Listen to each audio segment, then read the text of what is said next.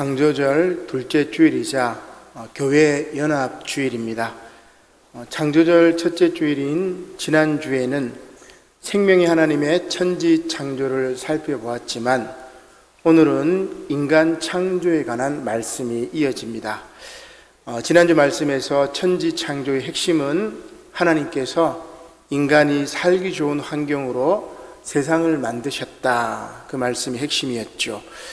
그리고 오늘 인간 창조 말씀의 핵심은 하나님의 형상, 이제 이마고 데이라고 하는데 하나님의 형상대로 인간을 창조하신 것입니다.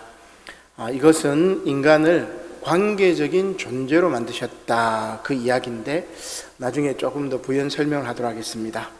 아무튼 이제 이러한 맥락에서 사도행전 본문 말씀에 나오는 사도 바울의 1차 선교 여행의 시작을 보면 안디옥 교회가 바나바와 바울을 선교사로 파송하는데 이것은 관계적인 존재로 둘이 합력하여 선교 사역을 감당하라는 의미입니다. 특별히 이제 오늘 교회 연합 주일인데 교회들이 연합해서 하나님의 선교를 통해서 이 땅에 하나님의 나라를 세워가야 한다, 그렇게 우리가 말씀을 받아들일 수가 있겠죠. 그리고 마지막으로 이러한 관계적 존재, 곧 하나님의 형상대로 창조된 인간의 핵심은 무엇이냐, 그것을 이제 복음서 말씀이 잘 이야기해 주고 있는데 그것은 바로 원수 사랑입니다. 예수님께서 복음서에서 이렇게 말씀해 주고 있습니다. 원수를 사랑하며 박해하는 자를 위하여 기도하라. 그렇게 해서 오늘 말씀의 제목은 하나님의 형상대로 창조된 인간, 관계적 존재의 원수 사랑, 이게 오늘 말씀의 핵심이 되는 거죠. 자, 그러면 먼저 창세기 말씀부터 보도록 하겠습니다. 창세기 1장 25절 말씀이죠. 하나님이 땅의 짐승을 그 종류대로, 가축을 그 종류대로, 땅에 기는 모든 것을 그 종류대로 만드시니 하나님이 보시기에 좋았더라. 하나님이 이르시되 우리의 형상을 따라 우리의 모양대로 우리가 사람을 만들고 그들로 바다의 물고기와 하늘의 새와 가축과 온 땅과 땅에 기는 모든 것을 다스리게 하자 하시고, 하나님이 자기 형상, 곧 하나님의 형상대로 사람을 창조하시되 남자와 여자를 창조하시고, 남자와 여자를 같이 이렇게 창조하셨다는 그런 말이죠. 자, 그러면 이제 우리가 지난주 말씀처럼 또 우리가 성경을 꼼꼼하게 읽으면서 왜 이럴까 고민을 해야 돼요. 답을 가지고 읽어야만이 답이 나옵니다. 오늘 본문 말씀의 인간 창조 이야기는 첫 번째 창조 이야기하고 같은 배경입니다. 그래서 하나님이 자기 형상, 곧 하나님의 형상대로 남자와 여자를 창조하셨다. 이것이 첫 번째 인간 창조 이야기지요. 창세기 1장에 나오는 이야기입니다. 그러나 창세기 2장에 보면 두 번째 창조 이야기는 여러분들이 너무나 잘 알고 있다시피 하나님이 먼저 아담을 창조하시고 그의 갈빗대로 하와를 창조하십니다. 2장 20절 이하에 이제 나오는 말씀이죠. 그러면 이게 이제 첫 번째 창조 이야기, 두 번째 창조 이야기가 쓰여진 배경이 다르듯이 첫 번째 인간 창조 이야기, 두 번째 인간 창조 이야기도 배경이 다릅니다. 그 배경을 놓치고 말씀을 보게 되면은 맥락을 이제 놓쳐버리고 굉장히 이제 성경 말씀을 오해하게 되는 것이죠. 자, 그러면 첫 번째 창조 이야기가 가만히 이렇게 살펴보면은 조금 더 세련되고 조금 더 진화되었고 조금 더 철학적이고 사상적입니다. 하나님의 형상이라는 굉장히 이제 관념적인 이제 표현을 쓰고 있는데 그냥 진흙으로 아담을 만들고 갈빗대로 하와를 만들고 굉장히 신화적인 표현이죠. 이제 그것과 하나님의 형상대로 인간을 창조하셨다는 말하고는 굉장히 이제 차이가 있는 말씀이라고 할 수 있습니다. 자, 이것은 첫 번째 인간 창조 이야기가 두 번째 인간 창조 이야기보다 후대에 쓰여졌다는 의미입니다. 두 번째 인간 창조 이야기의 배경은 언제냐면 기원전 한 9세기경 솔로몬 왕조 시대 때라고 할 수가 있겠죠. 여기에는 이제 선악과 사건도 나오고 지혜의 왕인 솔로몬이기 때문에 지혜라는 개념도 나오게 됩니다. 자, 그리고 이 솔로몬 왕조 시대보다 400년이 더 흘러요. 그때는 언제냐면은 바벨론 포로기. 이 바벨론 포로기 때 첫 번째 인간 창조 이야기가 이제 주변에 이제 창조 이야기들을 종합해서 하나님의 뜻이 무엇인지를 묻고 하나님의 뜻은 이거다. 인간 창조했던 이유는 이거다. 라고 선포하는 말씀이라고 할 수 있습니다.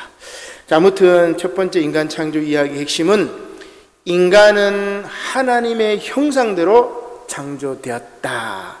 그럼 이 말씀의 뜻이 무엇일까? 먼저 이 말씀은 서구 신학이 해석하듯이 인간의 권리가 하늘로부터 왔다는 천부 인권설, 천부 인권 사상의 근거가 되는 말씀입니다. 맞는 말씀이죠. 그렇죠? 인간의 권리는 하나님이 주셨고 인간은 하나님의 형상이기 때문에 그 누구도 인간의 형상을 파괴할 수 없다. 천부 인권 사상의 근거가 되는 말씀입니다.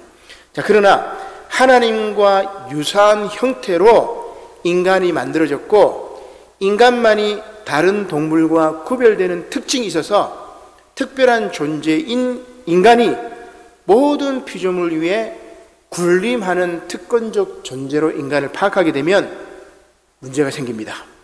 그 결과 이제 본문 말씀이 이제 계속해서 오해가 됩니다. 창세기 1장 28절이 이제 대표적으로 오해되는 말씀인데 하나님이 그들에게 복을 주시며 하나님이 그들에게 이르시되 생육하고 번성하여 땅에 충만하라 땅을 정복하라 바다의 물고기와 하늘의 새와 땅에 움직이는 모든 생물을 다스리라 하시니라. 문자 그대로 읽으면 특권적인 존재 하나님의 형상을 가진 인간이 모든 동생물을 정복하고 다스리고 지배하고 군림하라고 그렇게 받아들여요. 그죠? 쉽게 생각하면. 자, 여기서 생육하고 번성하여 땅에 충만하라는 말씀, 그리고 땅을 정복하고 모든 생물을 다스리라는 말씀을 지금까지 서구 신학은 특권을 받은 인간 중심적으로 해석을 해서 하나님께서 창조하시고 또 보시기에 좋았던 피조물을 정복하고 남용하는 그런 근거로 사용합니다. 하나님 말씀을 인용하면서 하나님의 뜻과 정반대의 길을 가는 거죠. 여러분 참 기가 막힌 거죠. 그것이 지금까지의 인류의 역사였습니다. 그 결과 생태계 파괴, 기후 위기의 세상을 지금 우리가 살아가고 있는 것 아니겠습니까? 자, 그러나 말씀의 뜻은 그것이 아니죠. 그래서 성경을 그 배경이나 맥락 없이 문자 그대로 축자 영감설로 읽는 것이 얼마나 위험한지를 알 수가 있습니다. 자, 그러면 하나님의 형상은 도대체 우리가 어떻게 이해를 해야 될까? 서양 신학은, 서구 신학은 이 말씀을 존재의 유비 이렇게 이제 보았습니다. 하나님과 인간 존재 자체가 유비 가능하다. 하나님의 형상을 닮은 인간이기 때문에 존재론적으로 하나님과 인간은 비슷하다. 이렇게 받아들인 겁니다. 곧 동등성이나 동일성의 맥락으로 보았던 것이지요. 앞서 말씀드린 천부 인권설의 기원이 됩니다. 그러나 맥락을 살펴보면 인간이 특별한 존재이기에 다른 모든 피조물을 착취하고 파괴하라는 의미가 아닙니다. 자, 우리가 잘 생각을 해봐야 돼요. 오늘 창세기 본문은 창세기 본문에 나오는 인간 창조 이야기는 지난주 말씀드렸던 첫 번째 창조 이야기와 이어지는 말씀이라고 그랬죠. 시대적인 배경은 언제라고 그랬어요? 바벨론 포로 시기라고 이야기를 했습니다. 따라서 이 말씀의 맥락은 바벨론이라는 그 당시 최고 강대국이, 제국이 하나님의 형상으로 창조된 인간, 곧 포로로 잡혀왔던 유대인들을 파괴하고 정복하고 지배해서는 안 된다는 해방의 말씀으로 받아들여야 됩니다. 그게 그렇게 쓰여진 목적입니다. 그리고 이것은 유대인뿐만이 아니라, 왜 하나님의 말씀이냐? 유대인뿐만이 아니라 하나님께서 창조하신 모든 인간이 다 하나님의 형상으로 창조되었기 때문에 착취를 당해서는 안 되고, 그리고 지배를 받아서는 안 되고, 정복을 당해서는 안 된다는 보편적인 인권의 선언으로 확정이 됐기 때문에 오늘날까지 우리가 생명의 말씀으로 받아들이는 거죠. 이렇게 노예 해방 혹은 인간 해방의 말씀이 이상하게 다른 피조물을 착취하라는 말씀, 동물을 착취하고 식물을 착취하고 생태계를 착취하는 그런 말씀으로 왜곡되어서 2000년 동안 해석이 되어 온 것입니다.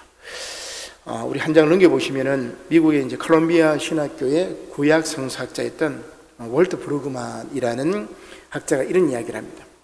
앞서 말씀드렸던 창세기 1장 28절에 나오는 화려한 명령어로 쓰인 이 축복문은 포로 생활, 바벨론 포로 생활 속에 이스라엘 백성들이 겪고 있는 가난과 패배에 대한 저항이요, 그들의 억눌린 처지를 극복하고자 하는 인간 권리의 선언으로 이해할 때 자연스럽게 이해된다, 그렇게 얘기해요.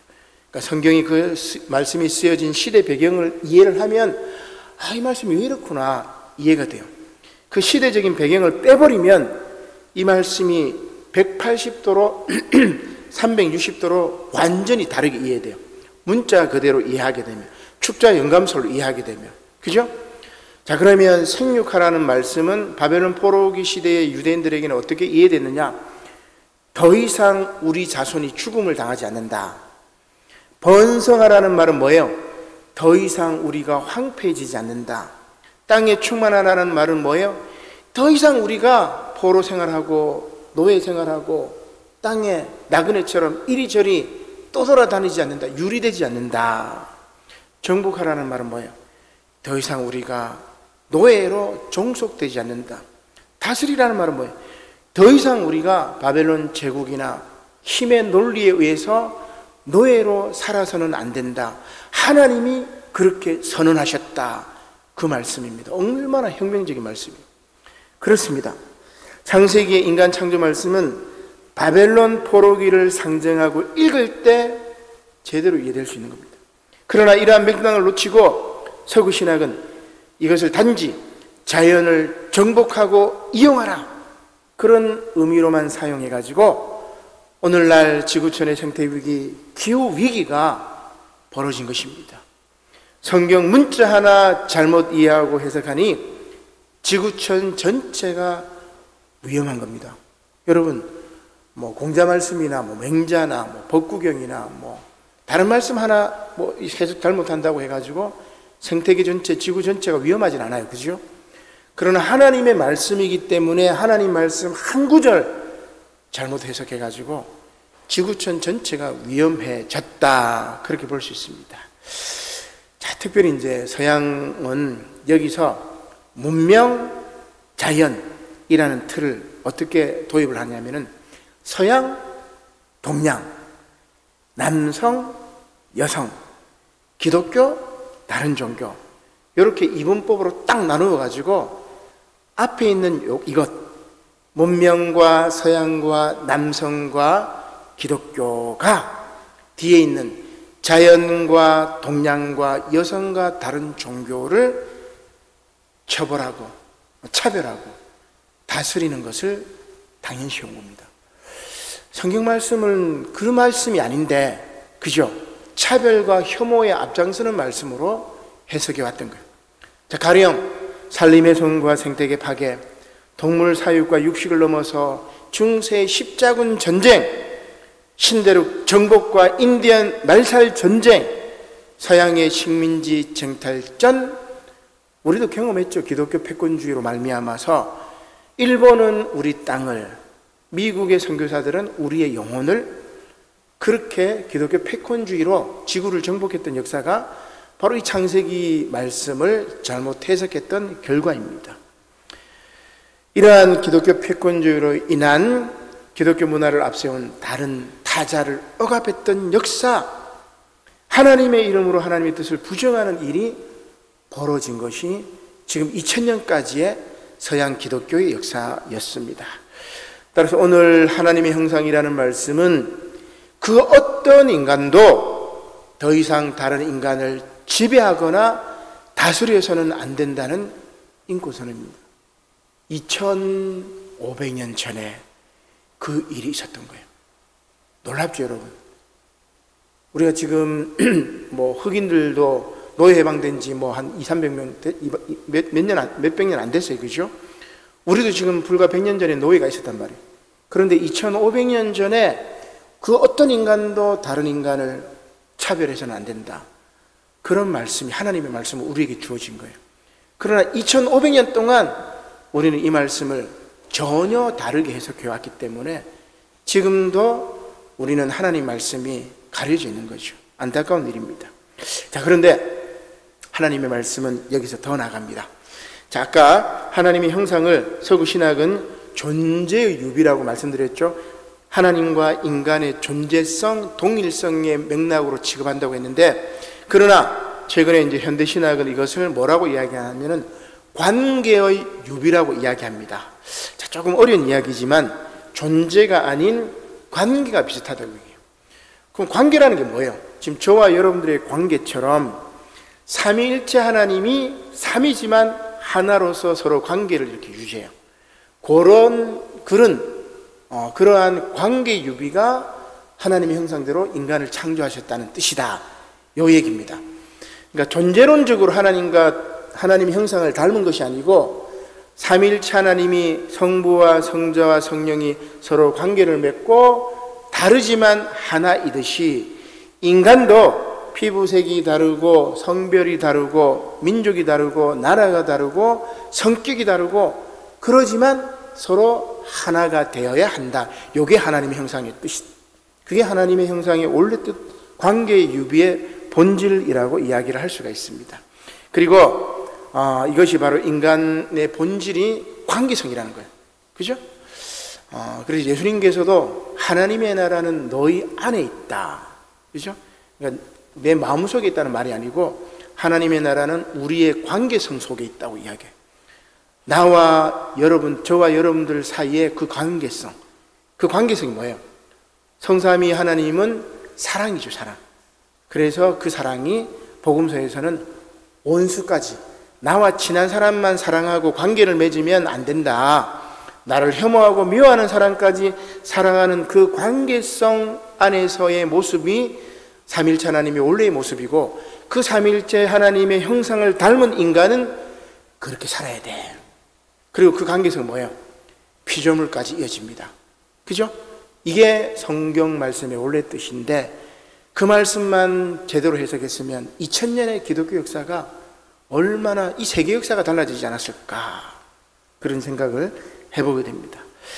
자, 이 관계성이 모든 피조물에게도 해당이 된다고 말씀드렸죠. 창세기 1장 29절 말씀이 그렇습니다. 하나님이 이르시되 내가 온 지면에 씨 맺는 모든 채소와 씨 가진 열매 맺는 모든 나무를 너희에게 주노니 너희의 먹을거리가 되리라. 또 땅의 모든 짐승과 하늘의 모든 새와 생명이 있어 땅에 기는 모든 것에게는 내가 모든 푸른 풀을 먹을거리로 주노라 하시니 그대로 되니라. 하나님이 지으신 그 모든 것을 보시니 보시기에 심히 좋았더라. 저녁이 되고 아침이 되니 이는 6째 날이니라. 자, 땅의 모든 짐승과 새들이 잘 먹을 수 있도록 하나님께서 먹을 것을 주십니다. 그죠? 또한 인간도 잘 먹을 수 있도록 그렇게 만드시는 거예요. 이렇게 먹거리가 부족함이 없는 세상, 그리하여 서로 사랑하고 어울리는 세상, 그 세상을 하나님께서 기뻐하셨다는 그 말씀이에요.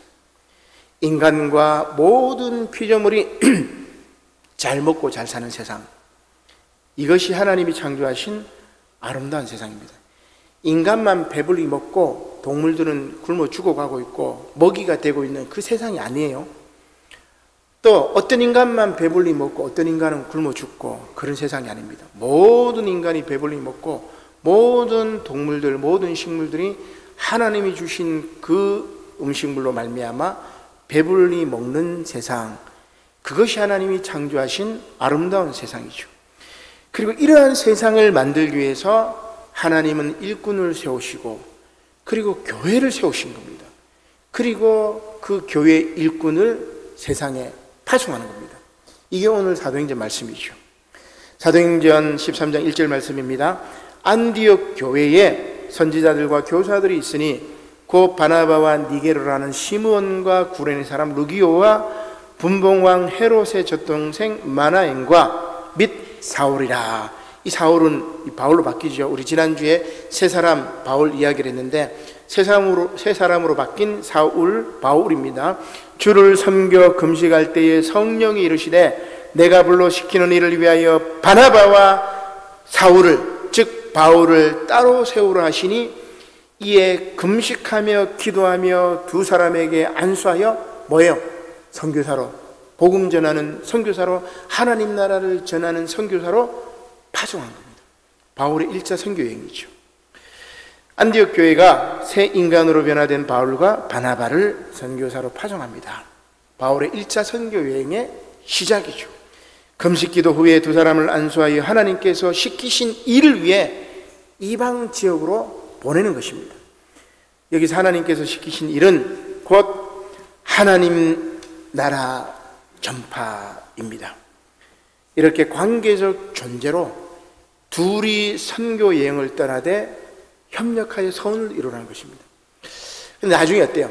2차 선교 여행 때는 마가의 일로 인해서 우리 이제 수요일날 사도행전 공부를 했을 때 배웠을 텐데 바나바하고 바울이 이렇게 갈라집니다. 그때는 아마 이제 바울이 혈기가 넘쳤던 거예요. 나중에는 바울이 이제 마가를 품습니다. 이제 그게 이제 바울이 또 한때 후회하기도 하고 막 그랬었는데 관계가 파괴되면 1차 때는 선교행 같이 갔다가 2차 때는 따로따로 가버려요. 그래서 하나님께서 우리를 관계적 존재로 만드셨다, 이런 이야기죠. 앞서 말씀드린 바와 같이 오늘이 교회 연합주일인데 세상의 모든 교회가 이렇게 연합하여 하나님의 선교를 통해 이 땅에 하나님 나라를 세워가야 합니다. 하나님 보시기에 좋았던 세상을 다시 회복해야 돼요. 그죠? 그러나 오늘 우리의 모습은 그렇지 않습니다. 우리 한 장 넘겨보면은 그 1954년에 미국 사회 심리학자인 무자퍼 세리프라는 사람이 실험했던 실험이 있습니다. 오클라호마 주립공원 내에 있는 로버스 동굴 근처의 야영장에서 실시되었기 때문에 로버스 동굴 공원 실험 뭐 이렇게 이제 이야기를 해요. 여기가 이제 로버스 동굴 그 야영장 입구입니다. 자, 그 다음에 한번 넘기면 여기 이제 실험을 하는데 12세 소년 24명을 두 팀으로 나누어서 캠프에 참여시킵니다.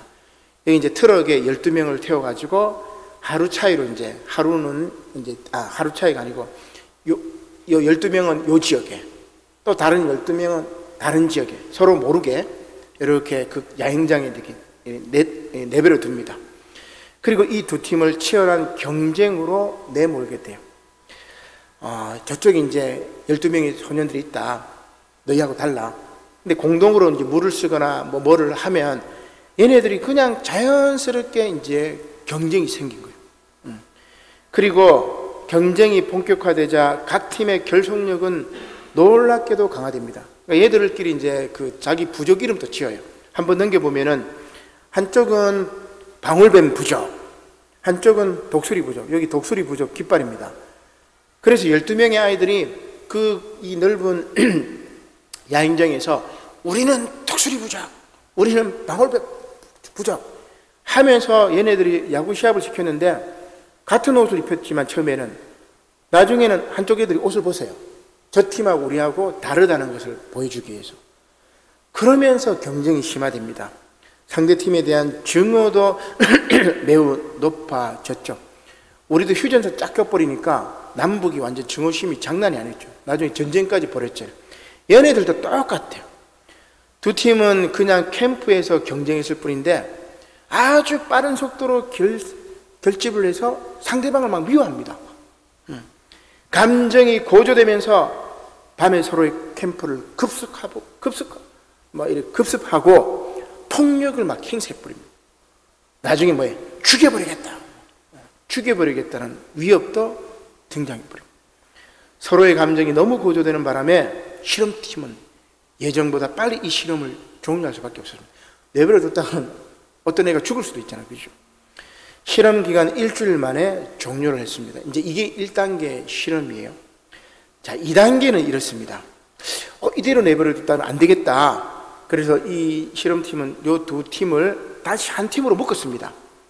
자, 그러나 더 이상 경쟁 상대가 아닌데도 불구하고 상대에 대한 증오심을 거두지 않았던 거예요. 고작 일주일 동안 경쟁했는데도 얘네들은 마음에 이제 혐오와 증오가 다 고착화 돼버린 거예요. 그래서 실험팀이 이제 대책을 강구합니다. 이제 3단계, 마지막 3단계. 실험팀은 요 두 팀을 한 팀으로 묶은 다음에 이들 앞에 새로운 거대한 다른 적을 이렇게 등장을 시킵니다. 가령 공원 관리인이 수로를 끊어버렸어. 먹을 물 없어. 이 문제를 해결해라 하니까 그제서야 얘네들이 끊어진 수로를 복원하기 위해서 두 팀이 협력을 하는 거예요. 그러니까 협력하지 않으면 이 과제를 달성할 수 없어요. 한 장 더 넘겨볼까요? 자, 한 장 더 넘겨보면은 얘네들이 협력해가지고 뭐 짐을 운반하기도 하고, 그리고 수로를 끌어오기도 하고, 그리고 결국 서로를 미워하던 아이들이 공원 관리인이라는 외부의 적, 더 큰 적이 등장했을 때 비로소 두 팀이 협력하게 되었다, 이 이야기입니다. 힘을 합치지 않으면 안 되는 외부의 적을 만났을 때 아이들은 내부의 갈등을 겪고 마음을 터놓았던 겁니다. 비단 아이들의 문제가 아니죠. 이거는 공동체의 문제이기도 하고, 이거는 나라의 문제이기도 하고, 인간 본질에 대한 이야기. 관계적인 존재로 우리는 하나님의 형상대로 지음받았는데 그 관계를 파괴하는 이가 있는 거죠. 사탄 마귀입니다. 한 장 더 넘겨보면은 영국의 소설가 윌리엄 골딩, 저도 이 소설을 아주 어릴 때 읽어가지고 굉장히 이제 충격받았던 기억이 있는데 영화로도 이제 상영이 되었죠. 윌리엄 골딩이 이 실험, 로버스 동굴 시험, 그리고 2차 세계대전을 경험했습니다. 그래서 그것을 토대로 해가지고 파리 대왕이라는 소설을 씁니다. 이 소설로 이게 이제 1954년에 나왔지만 1983년에 노벨 문학상을 받게 되죠. 저도 그때 아마 노벨 문학상 받았기 때문에 뭔가 해가지고 읽은 기억이 나는데, 작품의 배경은 이렇습니다. 어느 미래의 핵전쟁 시대에 전쟁을 피해서 피난 가던 영국 소년들이 비행기 추락으로 인해서 무인도에 이제 고립이 됩니다.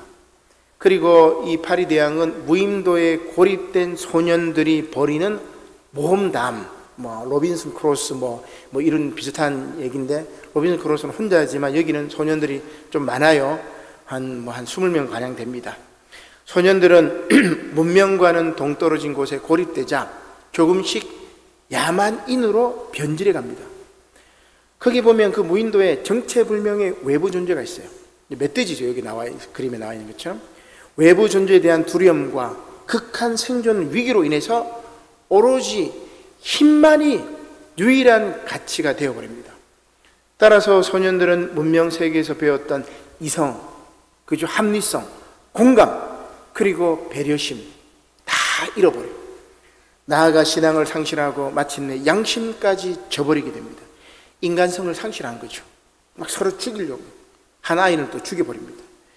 이것은 천재지변이나 전쟁, 감염병이나 식량 위기 등의 격변으로 인류가 지켜야 하는 보편적 가치들이 무너지게 되면 필연적으로 약육강식과 각자 도생의 사회가 된다는 무섭고도 불편한 진실입니다.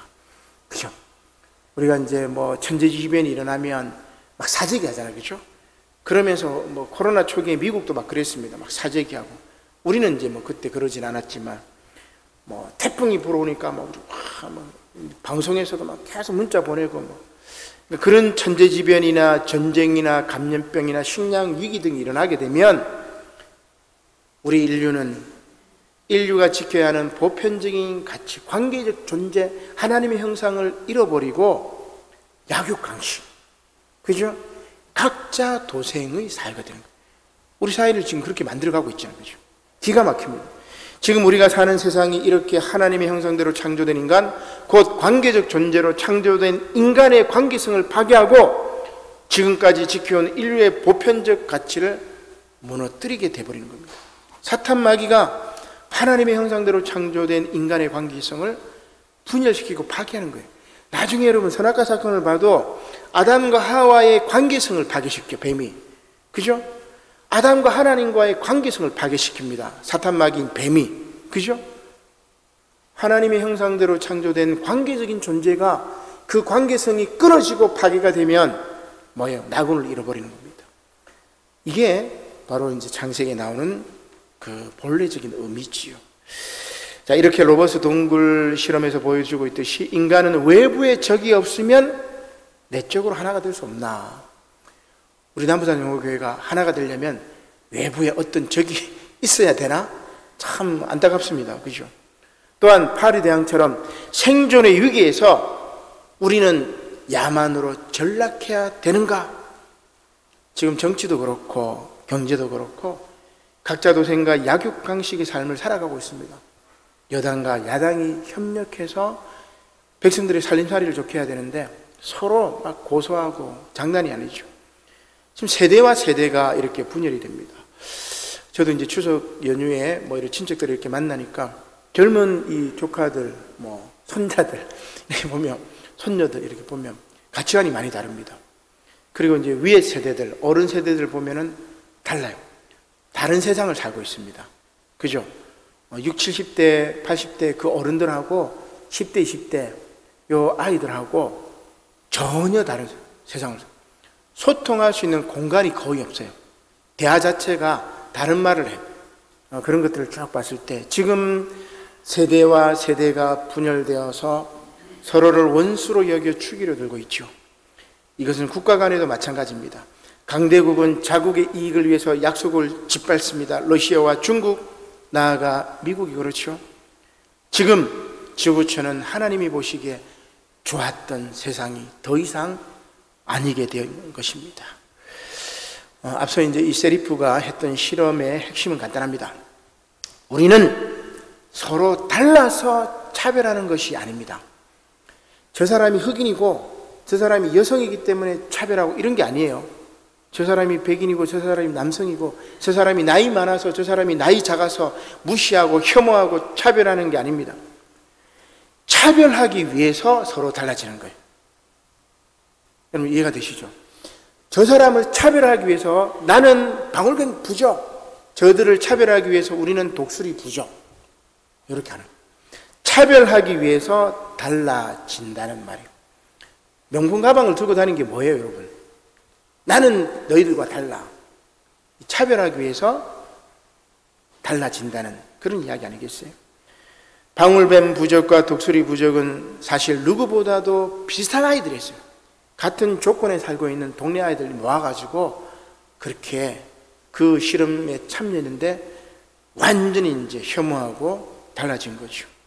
단지 두 부족으로 나누어 일주일간 서로 지냈을 뿐이었습니다. 그것만으로도 이들은 피를 볼 각오까지 할 정도로 상대에 대한 증오를 불태웠던 것입니다. 일단 반목과 차별이 시작되면 자주 만나는 것도 대화하거나 함께 뭔가를 하는 시간도 그 상태를 호전시키지 못해요. 저 사람이 나의 적이다, 혐오하고 차별하고 그 순간 만나서 대화하면은 더 악화가 돼요. 여러분, 이 얘네들이 그랬단 말이에요. 두 부족의 갈등은 만난 횟수의 증가에 따라 더 커졌어요. 여러분, 싸움 나고 이렇게 이제 막 관계가 틀어지면 만나지 마세요. 만나면 더 이렇게 막 안 좋아지더라고, 보니까. 거의 뭐 만나지 말고. 시간이 지나면 다 이렇게 해결해줘요. 저도 많은 경험들을 해봤는데, 이게 이제 시간이 지나면 이렇게 이제 또, 저도 마찬가지, 또 상대방도 마찬가지, 앙금이 풀립니다. 시간이 지나면은, 50년이 지나도 상관없어요. 그죠? 시간이 지나면은 풀려. 그런데 만나가지고 대화를 하려고 자꾸 하다 보면은 더 이렇게 막 부딪힙니다. 이 도마뱀 족하고, 독수리족, 방울뱀 부족하고 독수리 부족이, 실험팀이 화해를 시키려고 자꾸 만나게 하니까 더 싸움이 나는 거예요. 오히려 자주 볼수록 서로의 차이만을 확인하게 된 것이죠. 그 결과 상대에 대한 증오는 더 커지고 갈등은 심화된 겁니다. 자, 그러나 오늘 복음서 말씀에서 예수님은 어떻게 말씀하시죠? 적인, 온수까지 사랑하라고 권면합니다. 마태복음 5장 43절 말씀입니다.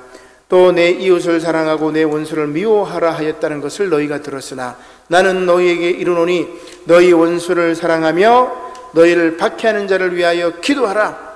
이같이 한즉 하늘에 계신 너희 아버지의 아들이 되리니 이는 하나님이 그 해를 악인과 선인에게 비추시며 비를 의로운 자와 불의한 자에게 내려주심이라. 아멘. 관계적 존재의 핵심은 여러분 뭐죠? 사랑입니다. 그리고 그 사랑 가운데 가장 위대한 사랑은 뭐죠? 원수 사랑입니다. 따라서 예수님께서는 이렇게 덧붙여 말씀하십니다. 마태복음 5장 46절입니다. 너희가 너희를 사랑하는 자를 사랑하면 무슨 상이 있으리요? 세리도 이같이 아니하느냐? 또 너희가 너희 형제에게만 무난하면 남보다 더하는 것이 무엇이냐? 이방인도 이같이 아니하느냐? 그러므로 하늘에 계신 너희 아버지의 온전하신과 같이 너희도 온전하라. 하나님의 형상을 닮았으니 너희도 하나님의 형상대로 온전하라는 말씀이죠. 사랑하는 성도 여러분, 하나님의 형상대로 창조된 관계적 존재인 우리는 이렇게 사랑하며 살아야 합니다. 그 사랑은 원수까지도 품는 사랑입니다. 그리고 그 사랑을 전하기 위해 모든 교회가 연합하고 모든 성도가 힘을 합쳐 다시금 하나님 보시기에 좋았던 세상을 회복하는 것입니다. 그런 저와 여러분들이 되시기를 주님의 이름으로 간절히 축원합니다. 아멘. 기도드리겠습니다. 고마우신 하나님, 감사를 드립니다. 하나님의 형상대로 창조된 우리 인간은 관계적 존재인 것을 깨닫게 하시니 감사를 드립니다. 서로 간의 관계 가운데 사랑하며 베풀며 공감하며 배려하며 아끼며 함께 더불어 살아가는 아름다운 세상, 모든 피조물과 함께 사랑하며 더불어가는 평화의 세상, 하나님 보시기에 아름다웠던 세상, 그 세상을 만들어갈 수 있도록 하나님 저희들과 함께하여 주시옵소서. 바나바와 바울을 파송하여 하나님의 그 놀라운 세상을 만드셨듯이 오늘 교회를 통해, 오늘 저희들을 통해 그 나라를 다시 세울 수 있도록 축복하여 주시옵소서. 감사를 드리며 예수님의 이름으로 기도드립니다. 아멘.